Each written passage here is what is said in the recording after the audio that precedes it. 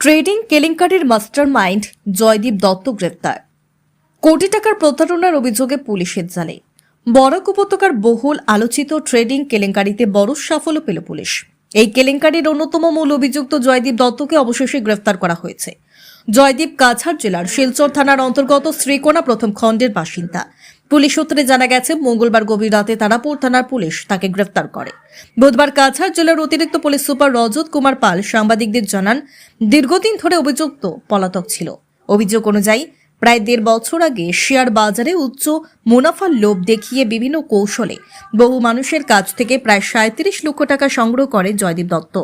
এছাড়াও বরাক উপত্যকার 3টি জেলা থেকে প্রতারণার মাধ্যমে মোট 15 থেকে 20 কোটি টাকা আত্মসাতের অভিযোগ উঠেছে তার বিরুদ্ধে।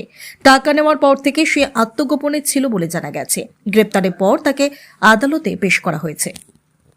कंप्लेन रिसीव हुआ और उसके साथ साथ में कई लोगों ने और भी कंप्लेन दिया उसी मैटर में। मैटर ये था कि एक व्यक्ति जो कई पब्लिक लोगों को एक लोभ देता था कि उनको पैसा कहीं इन्वेस्ट करेगा या कुछ कंपनी खड़ा करेगा, मतलब अलग अलग तरीके के अलग अलग वाहनों से, ताकि उनसे वो पैसा लेके और उनको एक अच्छा रिटर्न का जो वादा करके, क्योंकि उन लोग को एक बड़ा अमाउंट करके देगा कि अगर आप लोग 10 लगाएंगे तो हम आपको इतना % लगा के आपको रिटर्न दूंगा कम टाइम में। इसके लिए कई सारे विक्टिम लोग हैं जिन्होंने अपना हार्ड अर्न मनी, चाहे कोई रिटायर्ड पर्सन को एक इकट्ठा अमाउंट बड़ा मिला या कई लोग मंथली कंट्रीब्यूशन से कुछ कुछ अमाउंट देते रहे। तो शुरू में कुछ कुछ लोगों को जब इसने रिटर्न दिया तो और लोग उससे जुड़ना शुरू हुए। तो जब और लोग जुड़ना शुरू हुए तो ये नंबर बढ़ गया, जिससे कि कई सारा पब्लिक लोग ने पैसा इन्वेस्ट किया। और ये जो व्यक्ति है जिसका नाम है जयदीप दत्ता, ये श्रीकोना एरिया का रहने वाला है, अंडर सिलचर PS। तो इसने ऐसे कई व्यक्तियों को लोभित करके उनसे काफ़ी सारे फंड्स इकट्ठे किए और एट लास्ट में वो उन लोग को उनका रियल पैसा भी वापस नहीं दे पाया।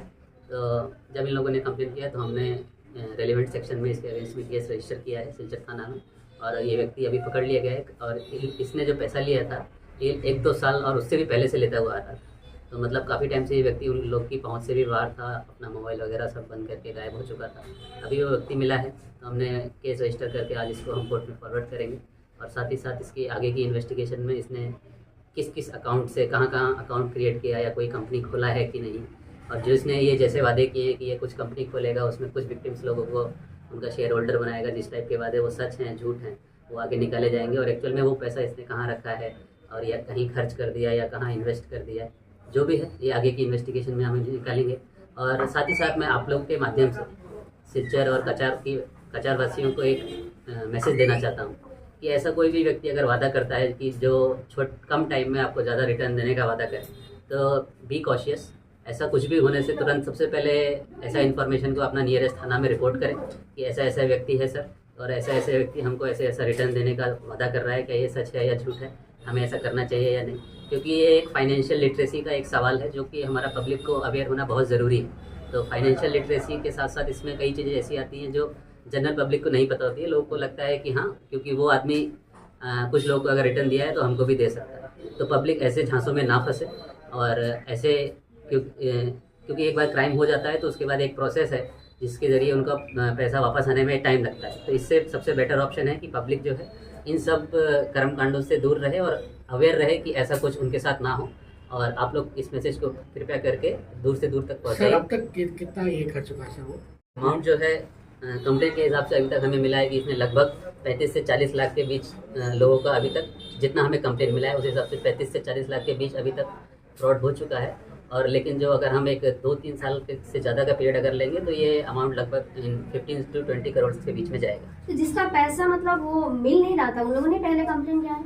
हाँ, श्रीकोना एरिया से नहीं, एरिया वाइज अलग अलग जगह हैं। बराक वैली से कई जगह से लोग हैं, क्योंकि ये व्यक्ति अलग अलग जगह पे जाके रहा होगा, वहाँ अलग अलग जगह इनके साथ जाके। और भी कोई है या अकेले? हाँ, वो इनका अभी हमें इंटरोगेशन करना बाकी है, तो इसलिए आज हम इन्हें कोर्ट में फॉरवर्ड करके इनका फर्दर इंटरोगेशन करेंगे और कौन कौन लोग और इन्वॉल्व हैं, क्योंकि ये एक कुछ सिंडिकेट टाइप का भी हो सकता है कि एक डिस्ट्रिक्ट में ही चल रहा है या अदर डिस्ट्रिक्ट में ही चल रहा है या अदर स्टेट्स में भी चल रहा है। ऑनलाइन ट्रांजेक्शन हुआ है क्या सर?